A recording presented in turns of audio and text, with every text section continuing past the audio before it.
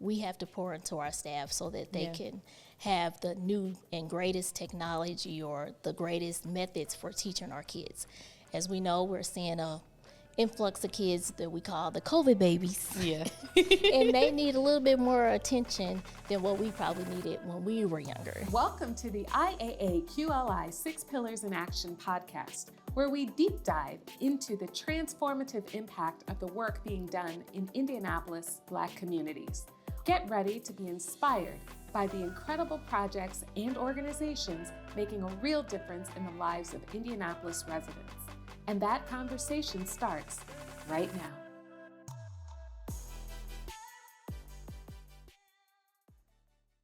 Welcome to another episode of the 6 Pillars in Action podcast. I'm your host, Samantha Douglas, and on this podcast, we take an in-depth look at the incredible work of the IAA QLI, or the Indianapolis African American Quality of Life Initiative. Today, we have the pleasure of being here with Ashley from the Purpose of Life Academy, or POLA, as you guys have been calling it. I love POLA. So we'll jump right into it and kind of talk about, first of all, I guess, introduce yourself. Tell us who you are to the Academy and how you got involved in this work. Well, thanks for having us on the show today. My name is Ashley Hogue. I am the Academy Director at Purpose of Life Academy, also known as POLA, as you mentioned. I've been doing this work for almost 15 years now. Graduated from college from Anderson University with a degree in business management, and then found myself still at the church working and taking care of the kids in early childhood education. Yeah, that's amazing. That's amazing. Did you like Anderson? I loved it. Oh, good. See, that's for all the kids that are applying for college right now. See, look, somewhere close. So tell us about the organization, what you all have, like what you all do, how you all got here to having the Academy. Okay. Well, the visionary, Pastor Green, who's the leader of Purpose of Life Ministry, said back when we moved to our new location in 2002, he wanted an education component. He's always been for young people and seniors. So at that point, we developed an early childhood education. It was known as Second Baptist Child Care Ministry, and later we changed the name to Purpose of Life Academy because a lot of families would not attend because it said Baptist. Oh, okay. And so let's find our purpose, share our purpose, and live our purpose. So Purpose of Life Academy. So 2002, we moved in on the west side of Indianapolis, right down the street from Lafayette Road. So if you see the big white brick building on Kessler on I-65, that's us with the blue sign out. We are PASA Quality Level 4, NACE accredited facility, and we're a bilingual school. So we teach both English and Spanish. We teach from the Becker curriculum that has been around for a number of years that specializes in social emotional skills with the kids, also the faith background, so to help the kids build their character. That's amazing. I know a lot of people will look at, like, especially our Black churches, and we know everybody has like a child care school, academy, or whatever. Like, what sets you guys apart? We are high quality. Yeah. We have had that standard the whole entire time. So when we registered as an unlicensed registered ministry, they were like, well, these are state standards. Well, we're going to follow the state standards as well. We're not just going to settle for being an unlicensed registered ministry. And then we went up the chain for PASA Quality Level 1, 2, 3, and 4. And I'm that go-getter. We're not just going to sit here and wait 3 months. Come on, let's get it, knock it out. And that's what we did. And by us being a bilingual school, teaching both English and Spanish, we have kind of moved along with the diversity of our community. So originally there was a lot of Hispanic families in our community, and now recently we have attracted a lot of Haitian Creole families into our program. So we do have a lot of French-speaking families that speak Swahili, So I do have my translator out on my phone Yeah. almost every day, helping with the communication Same. with our families. Same. We have such a growing immigrant population that is just, like, we have to be up on everything. That's incredible work. So when you guys saw the opportunity for the IAQLI grant, what kind of alignment did you see for your organization in going after this funding? When we heard about the funding, at first it was like, okay, we're doing good, but we can do better. And so we looked at what can we do to help the staff, and that was the staff development piece. So we started researching like what assessments are quality, so we can begin to assess our children. As we all know, data is always important. You can always get funding from this partner, that partner, but at the end of the day, are we being successful with our students? Of course, we always get feedback from families, but we want that data to say, hey, 9 out of 10 was successful. They graduated high school, went to college. What does it look like? So our goal has been, let's follow our students from the time that they arrive into our program to the time that they leave, and even after college. So at this point, we are starting to see second and third generations of families coming into our program. That's awesome. So what specifically did you all get this funding for? Or what was it, what did it allow you to do? The professional development with our staff, also to purchase materials, as far as we were able to purchase a program called a live studio, which we were able to put on our smart boards, and we are able to teach the children their alphabet, and it has real life animals like popping out at them, like we're talking about alligators. Yeah. A for alligator, and the alligators kind of coming out toward them from the screen, and the kids really enjoy that. Yeah. And then it makes sounds. So that was something that we were able to purchase from the NACCE conference and bring back. Also, the professional development, education being one of our number one priorities, we were able to do local professional development trainings here with INAYC, and also take our staff to national conferences in Washington, California last year, Nashville, Tennessee the year prior to that, because we can't only educate our kids, we have to pour into our staff so that they can have the new and greatest technology or the greatest methods for teaching our kids. As we know, we're seeing a influx of kids that we call the COVID babies. Yeah. And they need a little bit more attention than what we probably needed when we were younger. Oh my God. I'm just now realizing COVID babies they can be like 4 and 5 right now. That is crazy. Yes. Okay. Yeah. And so trying to teach them, helping them with their social emotional skills. Yeah. Because a lot of times in the midst of COVID, parents were just giving them tablets. So they Yeah. weren't in school, or grandma, great auntie, somebody was keeping them. So being able to engage them and know how to work with them in the classroom, having the correct tools. Because one thing that we're seeing in our program is every day we have 4 or 5 different therapists that are coming in to help our students because they're needing that extra assistance, and my staff is needing to know the knowledge on how to help them in the classroom. Yeah. So what specific outcomes did you guys envision when you got this funding, and have you been able to realize those? Most definitely, I was able to go back to school, get my master's degree with this grant. Our assistant director as well was able to go back to school. She's finishing up her bachelor's. Hopefully she'll be done the early part of next year. And we had several staff to attend CDA classes to complete those coursework. And also being able to financially increase salaries of our staff members so that they can get to livable wages was another important access. Yeah, awesome. Well, thank you so much for telling us about this program, especially from your perspective. I know we'll have another guest coming up next to give us a little more background. And then for the families interested, how can they connect with POLA?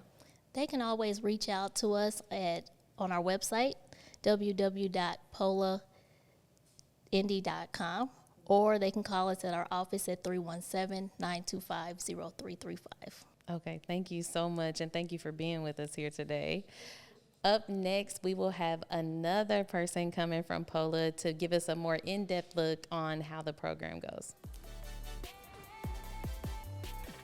Welcome back to the Six Pillars in Action podcast. We are still learning more about POLA, and this time, or the Purpose of Life Academy. I just like POLA. And we are back with Amani.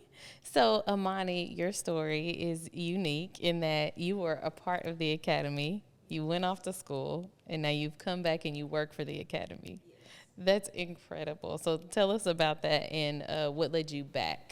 Yes, it is. It is full circle. Yeah. I would say that when me and my family, me and my sister are both 7 years apart. So when I went off to elementary school, it was her turn to attend Purpose of Life Academy. But Purpose of Life in general started off, giving us the foundation to go off to elementary school, and then us coming back having, Purpose of Life is our second home, and then the Hogues and Greens are our second family. So it definitely warms your heart, and it's like a full circle moment that, these programs that are, being built are, doing something. They are, getting our future scholars ready for, what's to come after, so. That's amazing. So did you always know you wanted to do this work, like work with the little ones, or with the littles? Yeah. Not necessarily.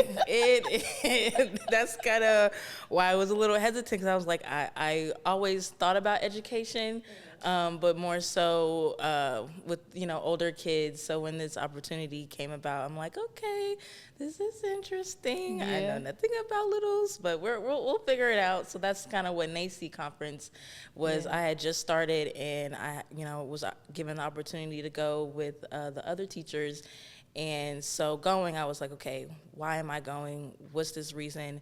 Why do I need to go to this conference so I can understand, why little kids behave the way they behave, or, what I can do to engage them, because, they can like something and not like it the next second. So I need to keep them engaged. So I think going to the conference definitely gave me my why as to why I wanted to go into early childhood education. And so now, knowing the information that I received from the NACE conference, it kind of gave me a confidence boost to take that information back home and apply it, see the results, and feel, satisfied that I was able to attend and can now spread my information on and get other teachers' opinions. And so I think the conference definitely kind of gave me that go. And it was through the IAQLI funding that you guys were able to go to this conference, right? And so tell me about the conference. Where'd you guys go? How long was it? Like, it was a week long. We went to California, and we were California. yes, we were able to attend classes. We got to pick where we wanted to get our training. So obviously, I'm new. I didn't know what was for me. So with the journalism background, I kind of wanted to tie that in, but also, learn the education side. So I took a few classes with my fellow peers, but I also ventured out myself. And so a lot of the classes were, behaviors. A lot of it was, certain different demographics of students. We cater more to African-American kids, Hispanic, and so now we're getting more of, Haitians, and so having to, I guess, what's the word? They're a different perspective other than just Black kids. So Yeah. Oh, tell me about that. Like, so you say you did some of the courses like with some of your colleagues. So what kind of sessions were those? A major one that I remember it was about joy, and I'm like, why am I taking this silly class about joy? Like, obviously, I know what joy is. I know how to find joy, but it was for finding joy in the workplace with kids, and it's like some days I'm not as joyful. I'm needing a Red Bull in the morning. Yeah. So it was kind of how to focus on the positives. You have a child who, comes in every morning with an attitude, and you just don't understand, and now you have an attitude. We both have attitudes. There's like, wait, step back. Why does this child have an attitude, and he's just a baby, and he's acting the way he acts? I kind of had to pull myself out of it and my feelings out of it and pour it back into, why are you so upset? Oh, I love that. That's so sweet. You guys are so sweet. I always think people who work with little kids, like, first of all, you are a godsend because we can't wait to send them to you. Right. That's one. And then also though, to be able to maintain that lightness in spirit with these babies, because there are so many complex challenges.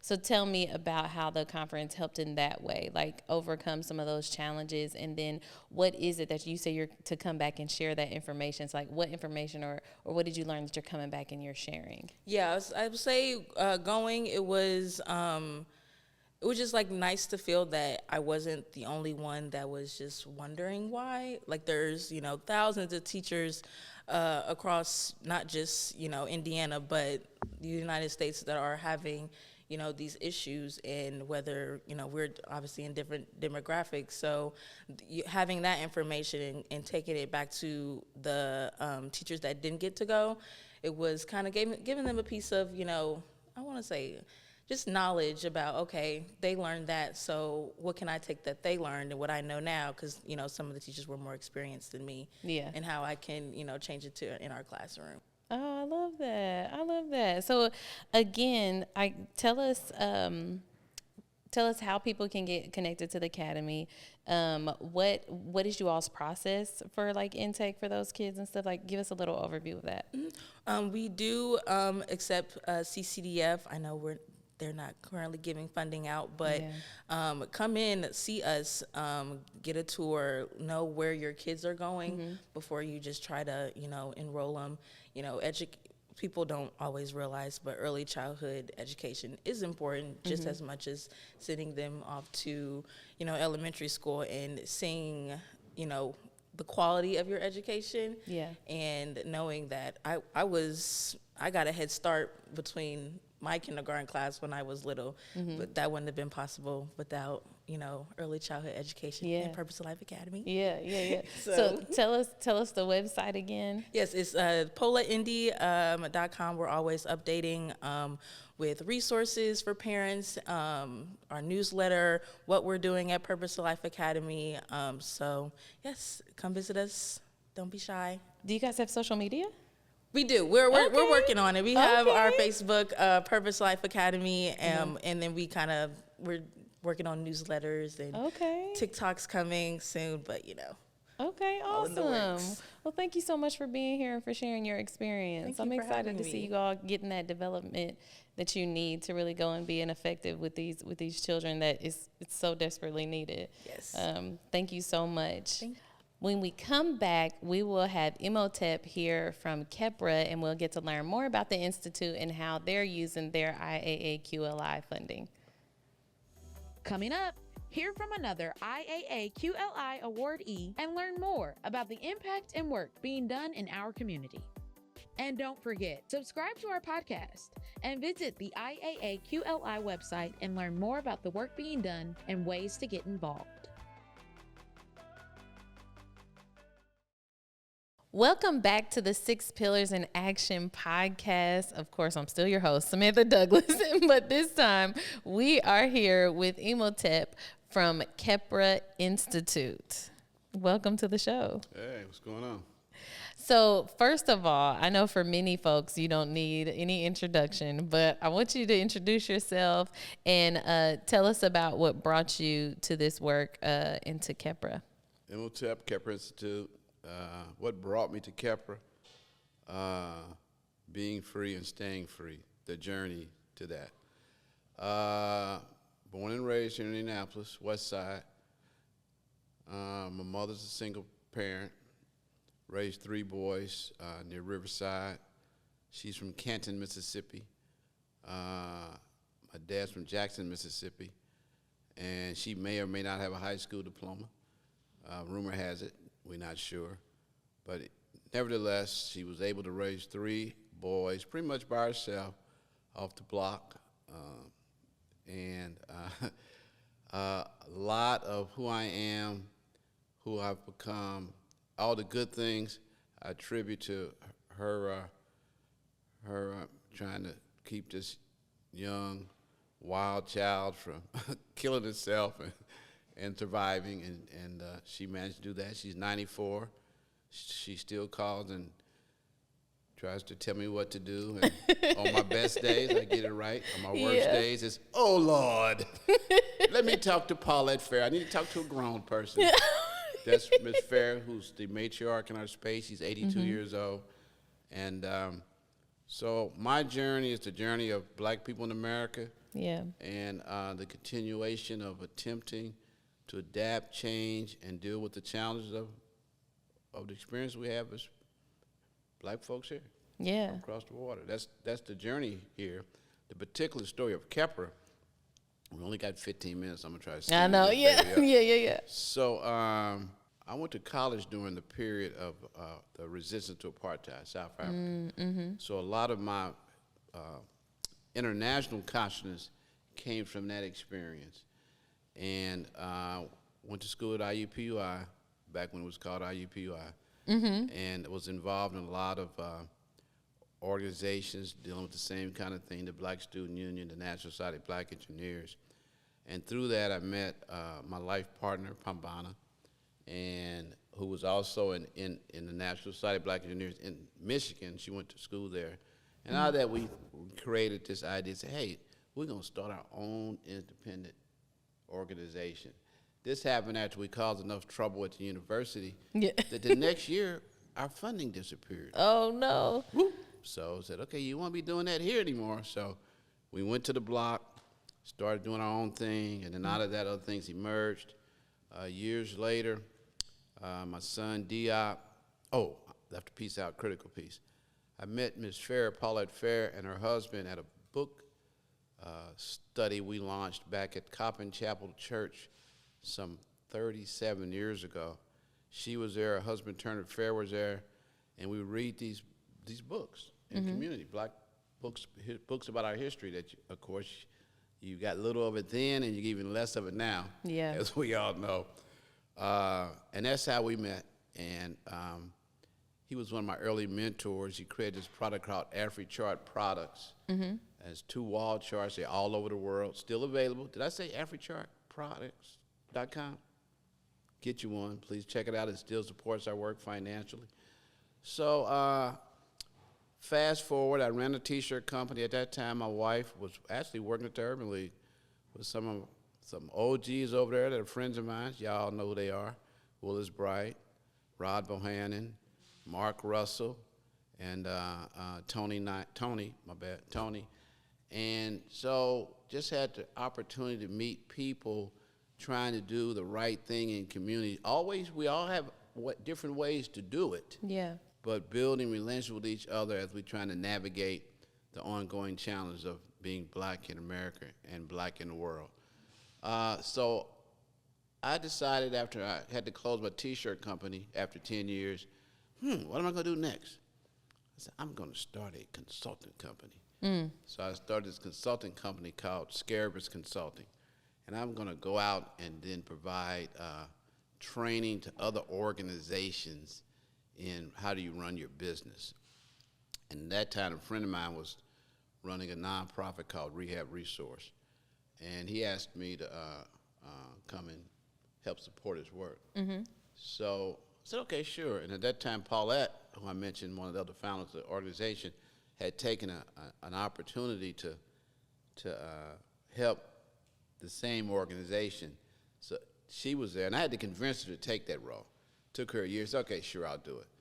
And her grandson, who lived in Florida, would come visit every summer, and my son, Diop, would be available. And every year in the summer, we would make sure we got our boys together just to do cultural enrichment, keep them off the streets, et cetera, so forth. Yeah. Well, that particular year, my son, Diop, who was always too smart for school, was too smart for what he needed to go to summer school, and he decided he got an E in his algebra class, which meant he had to go to summer school. But it was pre-internet days. He beat the mail home.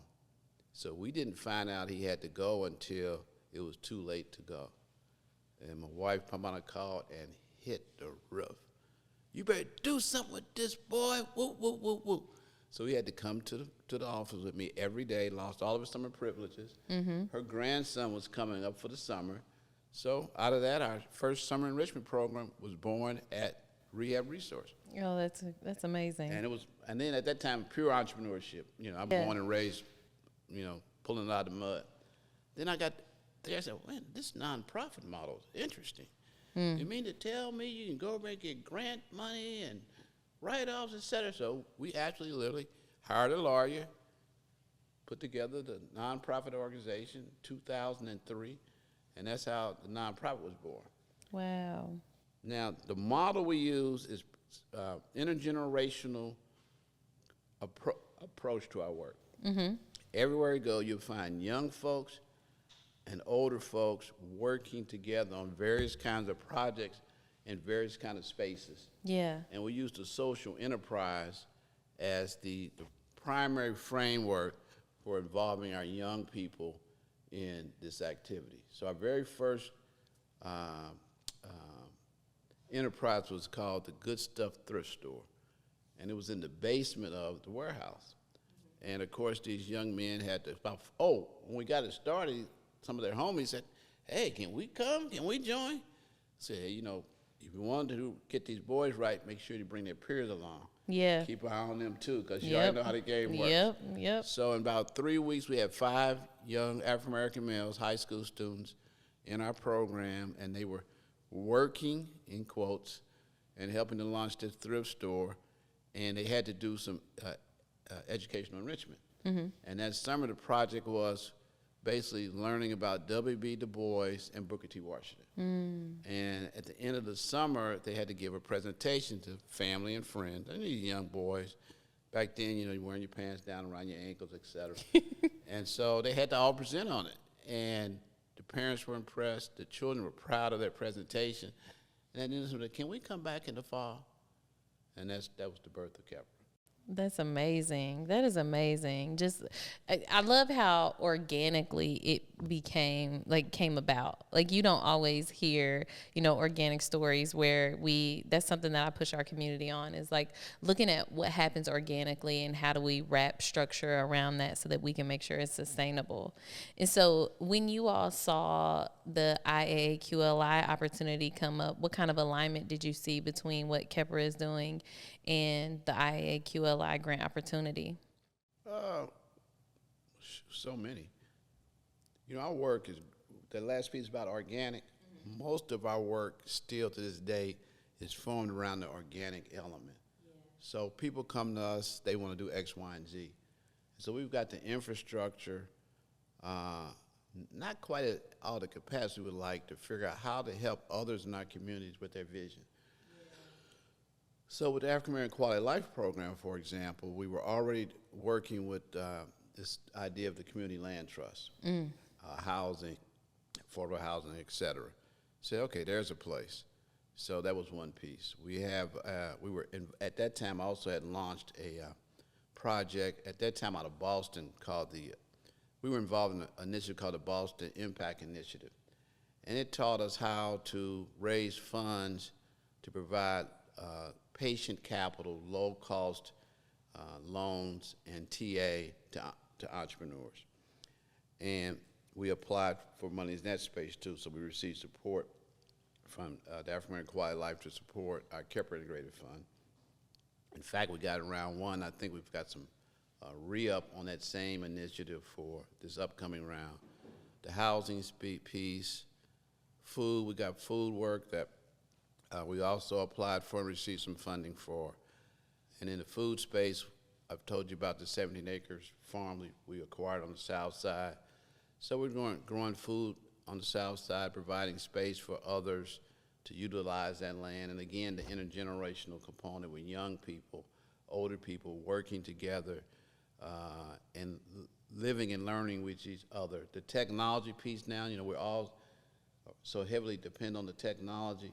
So our youngsters help OGs like Yeah. myself navigate the complexities of these tools. Yeah. So, and then out of that, those relationships build. And when we do it really well, this is the hard part for us older folks, is to remember at one time we were also in our 20s. Yeah. So try to find some ways to build and communicate with each other around that. So I think those are the key spaces related to the funding, food, the entrepreneurship, and the housing. Okay. And so tell us about how the funding specifically empowered the Community Land Trust.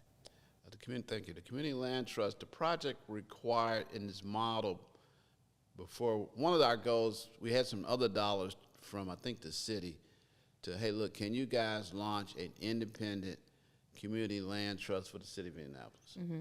And we, of course, ignorance can be bliss.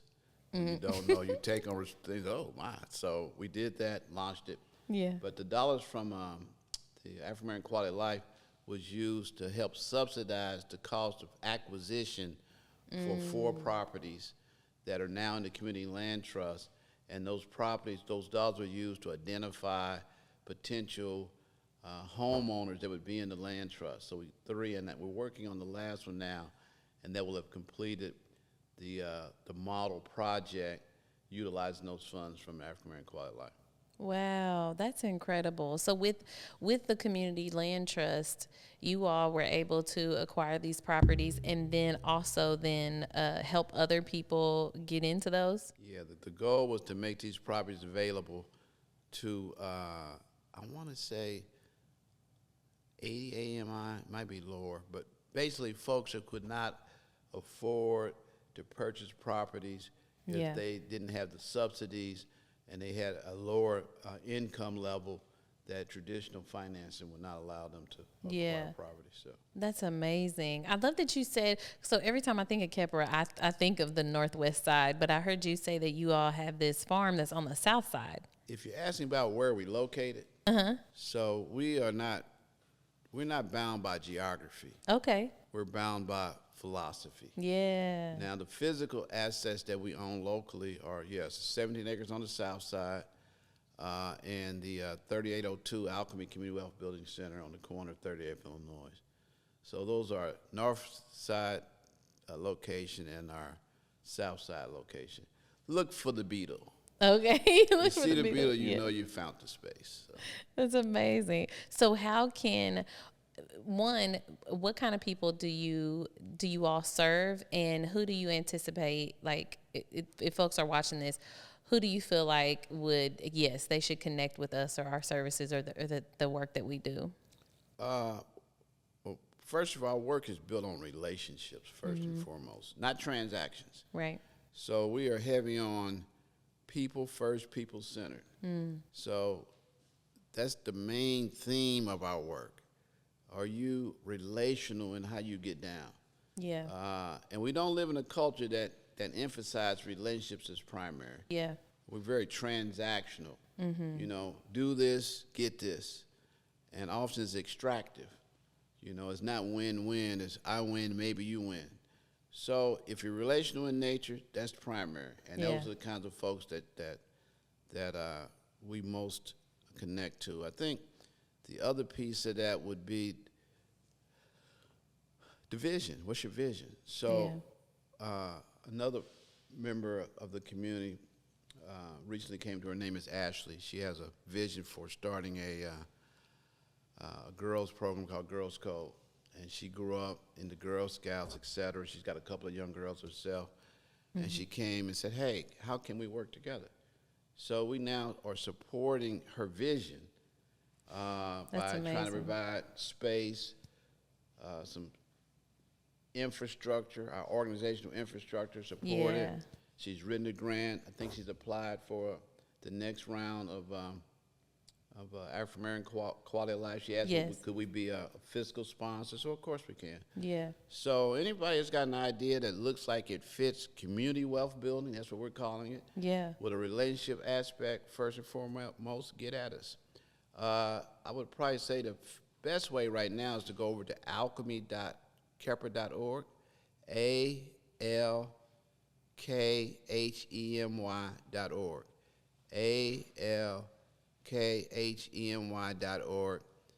Send an email over, hit us up and said, hey, I heard the podcast with the host Samantha.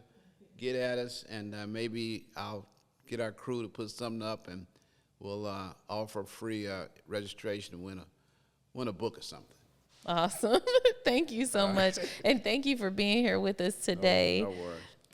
So thank you all so much for watching today. We hope you learned a lot, and make sure you check out the rest of our content on all of our other outlets, whether it's social media or YouTube. It's always at IAAQLI.